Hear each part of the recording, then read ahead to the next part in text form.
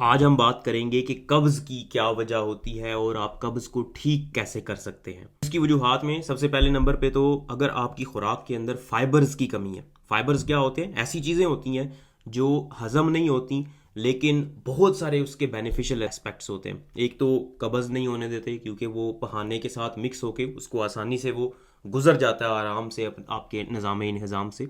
दूसरे नंबर पे ये कोलेस्ट्रॉल को इतना जज़ब नहीं होने देते, आपकी शुगर को एकदम से बढ़ने नहीं देते। तो फाइबर्स का बहुत फ़ायदा। अब ये फाइबर्स होते किस चीज़ में है? जितनी भी नेचुरल चीज़ें होती हैं, कुदरती चीज़ें, जैसे फ्रूट्स हो गए, सब्जियां, फल, इसके अलावा ये जो ग्रेन्स होते हैं मतलब गंदम हो गई और इस तरह की चीज़ें, इनके अंदर, इन सब चीज़ों के अंदर फाइबर्स मौजूद होते हैं। सबसे ज़्यादा फाइबर्स होते हैं सब्जियों के अंदर और फ्रूट्स के अंदर, फलों के अंदर। तो आप, अगर आपकी खुराक के अंदर इन चीज़ों की कमी है, आप फ्रूट्स ज़्यादा इस्तेमाल नहीं करते या सब्जियां ज़्यादा इस्तेमाल नहीं करते, तो आप में फाइबर्स की कमी होगी जिसकी वजह से आपको कब्ज़ हो सकती है। तो इसको हल कैसे करेंगे? फ्रूट्स ज़्यादा खाएं, सब्जियां ज़्यादा इस्तेमाल करें, तो ये ठीक हो जाएगा। दूसरे नंबर पे है फिजिकल इनएक्टिविटी। मतलब अगर आपकी मोबिलिटी कम हो गई है, आप ज़्यादा चलते फिरते नहीं हैं, एक घर में बैठे हुए हैं, तो उसकी वजह से भी कब्ज़ हो सकती है। तो अगर ये वजह है तो आपको वर्जिश करने की ज़रूरत है। वर्जिश करेंगे तो ठीक हो जाएगा। तीसरे नंबर पे डिहाइड्रेशन है, पानी की कमी। अगर आप पानी कम पी रहे हैं तो उसकी वजह से भी कब्ज़ हो जाती है, जिसका हल क्या है? पानी ज़्यादा से ज़्यादा पिए। चौथे नंबर पे कुछ ऐसी दवाइयाँ हैं जिनकी वजह से कब्ज़ हो सकती है, जैसे फुलाद की गोलियाँ, इसके अलावा कैल्शियम अगर आप ज़्यादा लेते हैं। फिर इसके अलावा कुछ दवाइयाँ होती हैं जिनको डायूरेटिक्स कहते हैं। वैसी दवाइयाँ होती हैं जो पानी को ज़ाया करती हैं आपके जिस्म से। ये जितने भी हार्ट के पेशेंट्स होते हैं ना, हार्ट फेलियर जिनको होता है या फिर जिनको गुर्दों का मसला होता है, तो उनको अक्सर ये मेडिकेशन, ये दवाइयाँ दी जाती हैं। तो अगर वो दवाइयाँ इस्तेमाल कर रहे हैं तो उसकी वजह से भी हो सकता है। और इसमें फिर इलाज इसका क्या होता है? कुछ लैक्सेटिव्स होते हैं, कुछ ऐसी दवाइयाँ होती हैं जिनको कब्ज़ कुशा दवाइयाँ कहते हैं, तो वो आपको फिर रेगुलरली इस्तेमाल करना पड़ती हैं। पांचवें नंबर पे कुछ ऐसी मेडिकल कंडीशंस हैं जिनकी वजह से आपको कब्ज़ हो सकती है। नंबर वन डायबिटीज़ है। शुगर की वजह से क्या होता है? आपकी जो आंतें होती हैं वो उतनी जल्दी मोबिलिटी शो नहीं करती। आंतें कंटिन्यूसली ऐसे कर रही होती हैं, ऐसे, इस तरह से, और जो कुछ भी उन आंतों के अंदर आता है तो वो आगे आगे मूव करता जाता है, आगे जाता जाता है उन आंतों के इस तरह मूव करने की वजह से।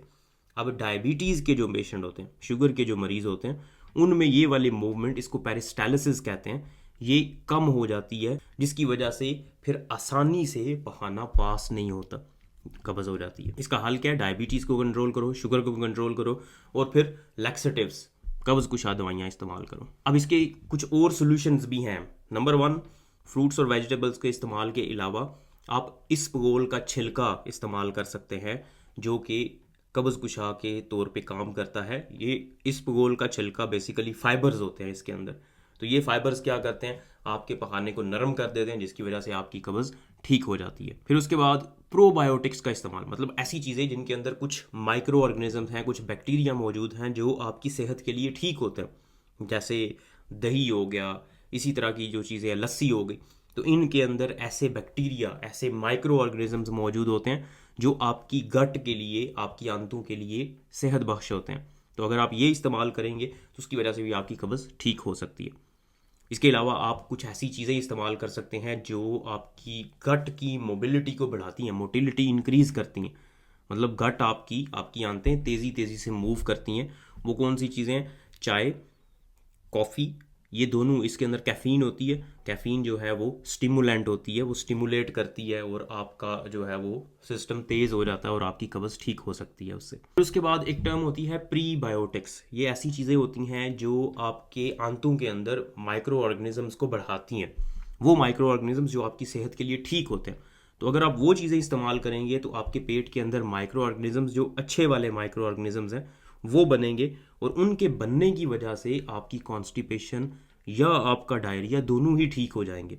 और वो प्रीबायोटिक्स कौन से हैं? गार्लिक, लहसुन, प्याज, बनाना, केले के अंदर भी प्रीबायोटिक्स होते हैं, मतलब ऐसे फाइबर्स होते हैं जो बैक्टीरिया को, जो आंतों के अंदर माइक्रो ऑर्गेनिजम्स हैं, उनको ग्रो करवाते हैं। तो आप ये चीज़ें इस्तेमाल करें, आपके गट के बैक्टीरिया बढ़ेंगे, और जब गट के बैक्टीरिया सेहत बख्श होंगे तो आपकी कॉन्स्टिपेशन और भी बहुत सारे गट के मसाइल, आंतों के मसाइल ठीक हो जाएंगे। फिर एंड पे है मिल्क। दूध के अंदर लैक्टोज होता है।